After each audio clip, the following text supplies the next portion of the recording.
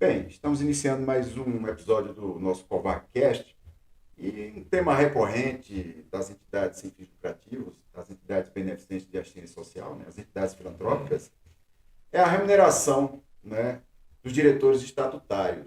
E aí eu queria saber dos especialistas, né, hoje temos a presença do Dr. Kilder e do Dr. Kovac, se há alguma novidade em relação a esse tema, né, um tema tão caro para as entidades sem fins lucrativos.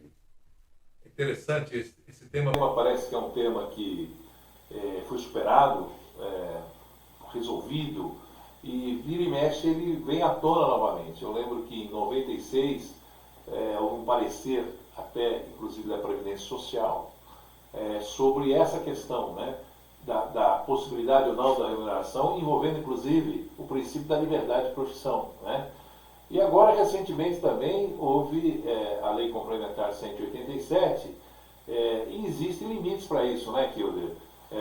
Primeiro, deixando claro a atividade que é estatutária e os seus critérios de remuneração, mas também na atividade da mantida, na condição prevista no estatuto da instituição, o regimento, dependendo da organização acadêmica, na condição de reitor, professor e diretor.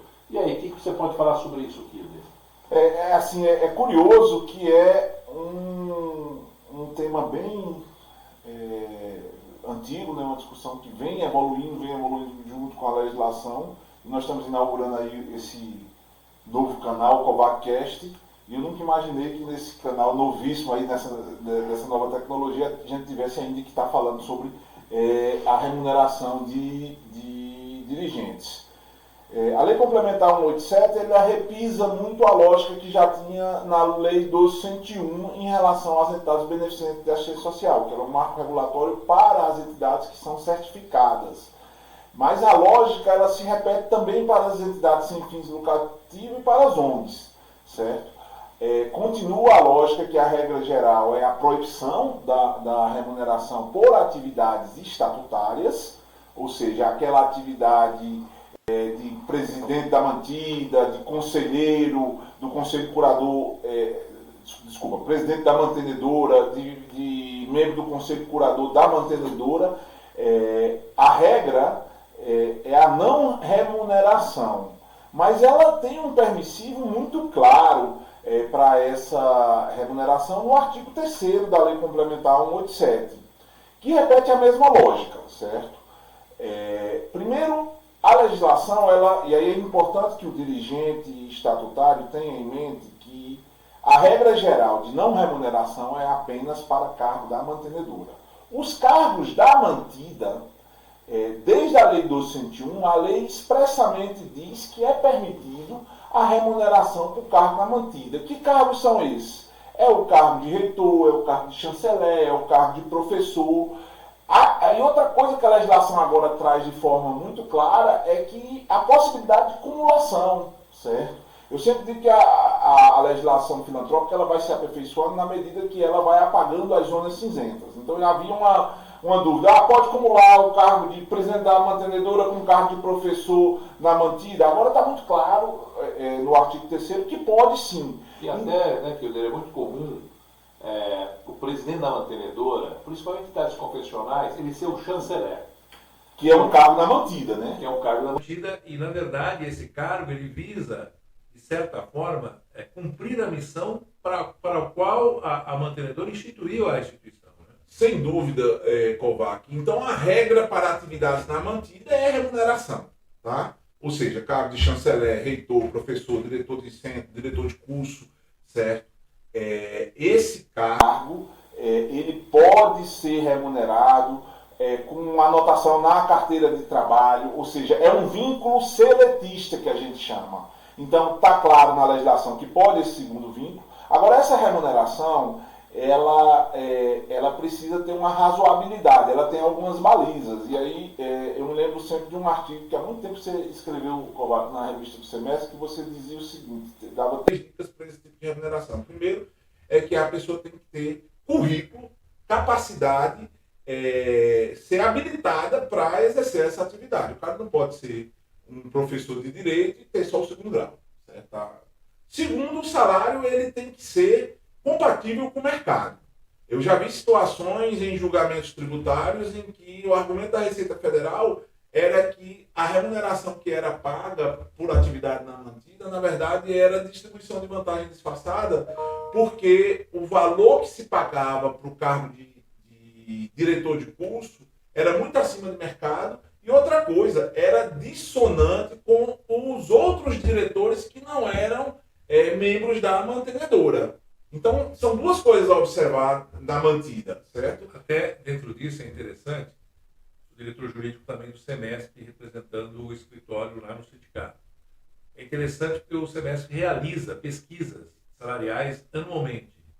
E uma das coisas que normalmente o SEMESP recebe é uma solicitação de saber qual que é a média do valor de mercado em relação a determinados cargos. Exatamente para caracterizar que não é uma vantagem, mas ele está dentro do parâmetro estabelecido dentro do mercado educacional. Entre os bons serviços que o SEMESP presta, principalmente na questão da mensuração de dados estatísticos do setor, esse é um de fornecer elementos da média salarial de quanto paga o mercado. Isso é um elemento de segurança jurídica para as instituições beneficentes de assistência social. Então precisa ter esse cuidado, certo? A remuneração de mercado. A remuneração ela tem que estar consonante com o que se paga a pessoas que não sejam diretores e que exerçam funções similares dentro da instituição, certo? E um terceiro aspecto que eu chamo a atenção é que tem que ter compatibilidade da carga horária. A gente já viu situações em que a fiscalização da Receita Federal dizia: esse sujeito ele é diretor da mantenedora, ele é professor do curso, ele é coordenador do curso, o dia só tem 24 horas e a gente precisa dormir 8. Então a quantidade de horas trabalhadas no dia não dava em 24 horas, certo? Então precisa ter essa contabilidade de agenda, essa contabilidade de horário, precisa ser valor de mercado, está consonante com o que se paga aos demais e precisa ter capacidade técnica para exercer esse cargo. Então a regra é, na mantida, a remuneração é livre. Na mantenedora, como eu disse, a regra é a não remuneração. Mas é permitido a remuneração desde que você tenha um limite individual, certo? De 70% do maior salário pago pelo Executivo Federal, está em torno de R$28 mil esse valor. E outro detalhe, existe um limite individual e um limite coletivo. Qual é o limite coletivo? É que a instituição filantrópica não pode gastar com o assalariamento de diretores da mantenedora mais do que 5 vezes esse valor. Então, arredondando a conta, considerando o limite, que o limite seja 28 mil, certo? Nós teríamos aí um orçamento mensal para a instituição de 140 mil, certo? Ela não pode gastar com remuneração do mantenedor mais do que 140 mil. Nenhum mantenedor poderia receber mais do que 28 mil, certo? Individualmente e coletivamente não poderia ser pago mais do que 140 mil. Ou seja, eu posso ter uma situação que a mantenedora remunere 10 diretores, certo?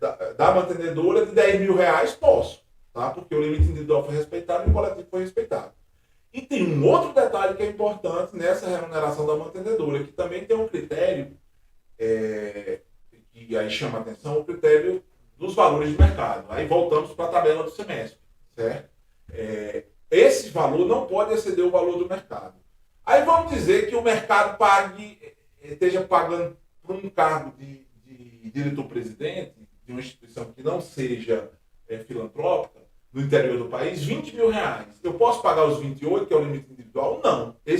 Essas regras se compatibilizam, certo? Eu tenho que respeitar o limite legal, que é os 28 mil, e o limite de mercado. Então, nesse caso, eu só posso pagar os 20. Então, chama a atenção também para isso. É importante dizer e orientar que o estatuto da instituição ele tem que estar adequado, certo? E autorizando essa remuneração, porque o que acontece? Historicamente, essa remuneração sempre foi vedada. E aí tem que ter assembleia, inclusive. Tem que ter assembleia para modificar o estatuto. A gente recomenda sempre copiar o texto legal, certo? O texto está no artigo 3º. Isso é algo importante. No caso das fundações, a a Assembleia do Conselho Curador que decidir modificar o estatuto naturalmente tem que passar pelo Ministério Público. Uma outra coisa é que tem que ter decisão da diretoria registrada em ata, certo? Consignando qual é o valor que vai ser pago, e no caso de fundação tem que ser informado ao Ministério Público. Então, em regra geral, esse é o caminho para se remunerar. A grande discussão e a grande insegurança hoje nessa remuneração são aquelas instituições que têm um caráter familiar. Porque a legislação, ela tem uma interpretação, tem duas interpretações possíveis, certo? A de maior segurança jurídica hoje, e aí nós não temos elementos para dirimir com segurança, porque ainda não temos o decreto, mas a legislação hoje, ela dá dois caminhos. Um é que, se tiver parentes no conselho, certo? No conselho diretor da mantenedora, não poderia remunerar, certo? E a outra é que, se tiver parente, só poderia remunerar um parente, certo? A interpretação hoje prevalente e que privilegia a segurança jurídica é tendo parentes até colateral, até de segundo grau, se não me falha a memória, não pode remunerar. Está lá no artigo 3º a regra. Certo? Então a gente recomenda essa questão da máxima segurança jurídica num campo tão sensível. E chama a atenção também para um outro aspecto, que é a questão da prestação de serviço do mantenedor à mantenedora. Certo? Tem um raciocínio, a mim me parece muito óbvio, que a regra seria uma decorrência da remuneração que ele tem por atividade estatutária, certo? Só que a Receita Federal tem uma solução de consulta, certo? Que veda e que coloca isso como distribuição de vantagem disfarçada e compromete a imunidade. Então, nós não recomendamos, certo, a prestação de serviços, seja de advogado, seja como contador, de alguém que esteja nos quadros da diretoria. E nós estamos à disposição do escritório para orientar vocês como percorrer esse caminho com segurança jurídica, certo? E dentro de uma lógica que é justo quem trabalhe, isso é até bíblico, né, Kovac, Daniel? Quem trabalhe, seja remunerado, certo? Quem trabalha de graça é relógio, né? Então, assim, e cada vez mais há uma exigência muito forte da legislação de profissionalismo, de dedicação. Então é justo que se tenha essa remuneração. Então espero a gente ter contribuído aí com o esclarecimento dos nossos mantenedores sobre esse tema que é tão recorrente, é tão pisado, mas é tão novo. Até acrescentando aqui, a Constituição estabelece a liberdade de profissão de ofício. E é por essa razão também que o mantenedor, no exercício dessa atividade, ele deve ser remunerado.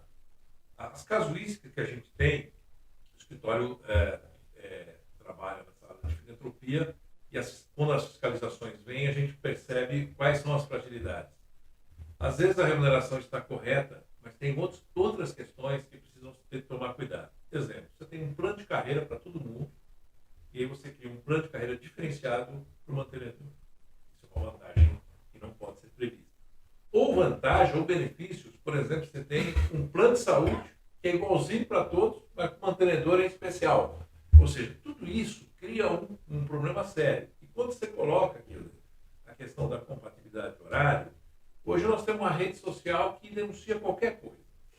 Se eu tenho uma empresa e trabalho o dia inteiro nessa empresa, como é que eu sou, ao mesmo tempo, entre aspas, exerço alguma atividade dentro da mantida? Então, ou seja, tem que ter tangibilidade, tem que ter demonstração clara de que efetivamente você realiza a atividade, inclusive com relatórios, E aí tem uma coisa simples de se fazer. O regimento da instituição e estatutos define muitas vezes, o regulamento, quais são as funções e o que cada um faz. E aí precisa ter enquadramento, como o que ele falou, se aquela atividade ele tem qualificação técnica para isso. Mas o Daniel também queria complementar. Exato. Tem uma coisa bastante curiosa. Eu recebi, eu acho que vocês também, acabamos de chegar do 25º FENESP, lá em São Paulo, e em imaginávamos que esse era um tema que já teria sido encerrado há muito tempo, né? Evidentemente que teve essas novidades, né, em relação a essa questão. Nós, nos programas, é uma coisa bastante curiosa, nos programas de integridade que nós implementamos em entidades beneficentes, quando a gente faz a due diligence inicial das entidades, esse é um ponto que a gente faz análise sempre, né? E a maioria das entidades que a gente faz, elas têm receio de fazer essa remuneração, justamente pela insegurança, né, da insegurança jurídica em relação ao tema. Mas quando elas pegam um relatório de due diligence, elas dizem, não, eu posso fazer, né? Eu tenho condições de fazer. Daniel, até uma coisa que é importante, porque principalmente na questão da filantrópica, você tem que dar uma preocupação, a diferença entre o certo e o errado muitas vezes é a forma, é como se faz, né? E aí, entrando na minudência, né? Essa remuneração que é paga ao diretor, certo? Da mantenedora, ela deve ser contabilizada, ela deve ser registrada como? A gente sempre orienta que ela não deva ser feita como registro de CLT, registro em carteira, até para deixar muito claro, um segundo vínculo, certo? Ou seja, ela deve ser paga como é pago o GETON nas sociedades anônimas, certo? Ela tem na função estatutária. Na função estatutária, mediante recibo, certo? Mediante recibo, tem que estar registrado em ata, certo? O estatuto tem que estar adequado, tem que estar registrado em ata, qual é o valor. Quem recebe faz aquele recibo, recolhe o seu imposto na pessoa física, certo? E é importante, principalmente se esse diretor da mantenedora tiver outro vínculo de professor, reitor, coordenador, que haja dois vínculos jurídicos. A gente sempre vai dizer, olha, um é o vínculo seletista e o outro é o vínculo estatutário. Então, me parece equivocado você assinar a carteira de um mantenedor. Não existe isso, porque é uma função política, certo? É uma função política estatutária. E uma outra dica importante é, como a gente falou, que a atividade na mantida, certo? Ela é de remuneração livre, sem aquelas exceções, sem os limites de 70%, 5 vezes 70% do limite coletivo. É importante você, muitas vezes, deixar claro quais são as funções no regimento interno, certo? Porque a remuneração do mantenedor chama-se estatutária. E muitas vezes causa confusão, e a gente pega alguns estatutos, que o cara é empregado, que o cara é diretor executivo, que o cara é CEO, que é cargo de empregado, com subordinação, mas está tudo escrito no estatuto. E aí vem aquela lógica tacanha da fiscalização que diz, não, isso é um cargo estatutário porque está tudo previsto no estatuto. Não, meu amigo, ele tem a carteira assinada. Então a gente recomenda que esses cargos de diretor executivo, de CEO, se eles forem previstos como longa-manos, muitas vezes, do Conselho, eles sejam previstos no Estatuto, mas delineados, dissecados no regimento interno, para deixar claro que não é atividade estatutária, é uma atividade regimental, é uma atividade seletista. E também uma diferença dos vínculos. Vínculo estatutário, certo? E vínculo seletista. Bem, é isso aí. Estamos encerrando aí nosso bate-papo. Eu fico feliz de estar nesse novo formato, nesse CovaCast. Desejo vida longa ao CovaCast.